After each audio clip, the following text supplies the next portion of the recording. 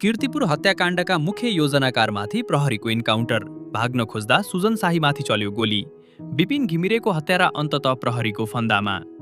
कीर्तिपुरमा भएको विपिन घिमिरेको विभत्स हत्याका मुख्य योजनाकार अन्ततः प्रहरीको निशानामा परेका छन्। केही दिन अघि कीर्तिपुरमा मचिएको त्यो कहाली लाग्दो हत्याकाण्डका मास्टरमाइन्ड सुजन शाहीलाई प्रहरीले आज खुट्टामा गोली हानेर नियन्त्रणमा लिएको छ। प्रहरी टोलीले घेरा हालेर पक्रन खोज्दा भाग्ने प्रयास गरेपछि आत्मरक्षाका लागि गोली चलाउनु परेको प्रहरीको दाबी छ।